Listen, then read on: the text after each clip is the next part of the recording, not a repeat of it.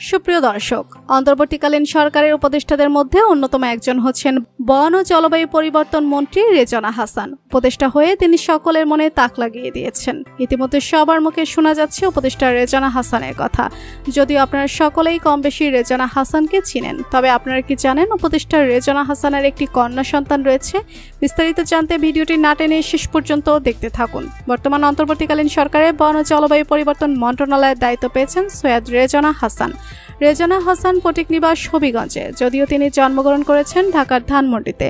1968 সালের 15 জানুয়ারি জন্মগ্রহণ করেন তিনি। রেজওয়ানা হাসানের বাবার নাম সৈয়দ মহিবুল হাসান এবং মায়ের নাম সুরায়া হাসান। রেজওয়ানা হাসান বিকারুন্নেসা নুন স্কুল থেকে এসএসসি পাশ করেন, এরপর হলিক্রস কলেজ থেকে এসএসসি পাশ করেন। এরপর তিনি ঢাকা বিশ্ববিদ্যালয়ে ভর্তি হন। প্রথমে লোক প্রশাসন বিভাগে ভর্তি হলেও আইনের প্রতি আগ্রহ থাকার কারণে তিনি পরবর্তীতে বিভাগ পরিবর্তন করে আইন বিভাগে ভর্তি হন। এরপর সেখান থেকে অনার্স এবং মাস্টার্স কমপ্লিট করেন। 1993 সালে LLM সম্পন্ন করার পর তিনি বাংলাদেশের বাইরে বেশ কয়েকটি ফেলোশিপ কোর্স সম্পন্ন করেন।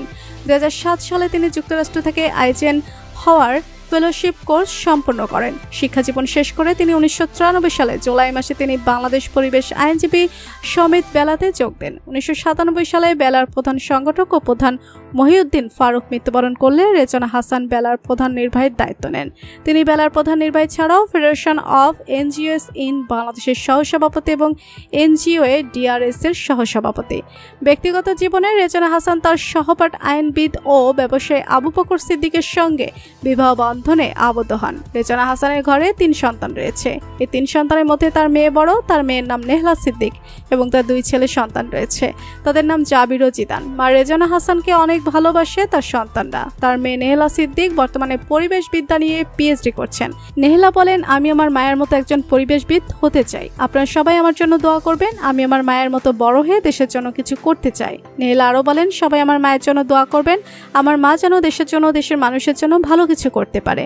তো বন্ধুরা, অন্তর্বর্তীকালীন সরকারের উপদেষ্টা বন ও জলবায়ু পরিবর্তন মন্ত্রণালয়ের মন্ত্রী রেজওয়ানা হাসানকে আপনার কেমন লাগে জানিয়ে দিন কমেন্ট করে।